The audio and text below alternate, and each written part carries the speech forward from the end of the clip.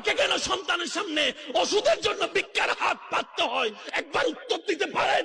একবার উত্তর দিতে পারেন? কেন 6 মাস বড় ছেলের কাছে, কেন 6 মাস মেজো ছেলের কাছে মাকে থাকতে হয়? মায়ের পায়ের নিচে তো জান্নাত। জান্নাত তো বড়রও দরকার, মেজরও দরকার, সেজরও দরকার, ছোটরও দরকার, 5 নম্বরও দরকার, 10 নম্বর সন্তানের দরকার। কথা বলেন ঠিক কিনা? সবাই ভালো বলে, দিতে না পারলে কেউ ভালো বলে না। খারাপ ভালো বলে না। সে ছেলেই হোক আর মাই হোক আর বাবাই হোক, দিতে পারলে সবাই বলবে ভালো ভালো ভালো, জয়ের ধ্বনি দেবে, উলুধ্বনি দেবে। আর দিতে না পারলে খারাপ। কিন্তু সবাইকে দেখতে হবে, কারণ এই মানুষগুলো তো বাঁচতে হবে। এদের তো বেশি চাওয়া নেই, দূরে ডাল ভাত খাবে, আর কি খাবে বলো? আসো এখানে, আসো পাশে দাঁড়াও, এই অবস্থায় দাঁড়াও, আসো, কিচ্ছু হবে না। তাই এনরা তো ওই পাড়া প্রতিবেশী, মাঝে মাঝে এসে আমি একটু দেখা করে যাই এনাদের সাথে। আমিও ব্যস্ত মানুষ, খুব দেখা করতে পারি না। তারপরে ধরো এরকম 70 জন 80 জন লোক আছে, তাদের সপ্তাহে যাইতে হবে। এই মাদের দমন আজকে দিয়ে গেলাম টাকা, কালকে 5-7 জনকে দিয়েছি, আজকে আরো ঘুরবো। আজকে দোলের দিন বলে যে আমার ফ্রি আছি তা না, সবসময় দোয়ার তালেই আছি।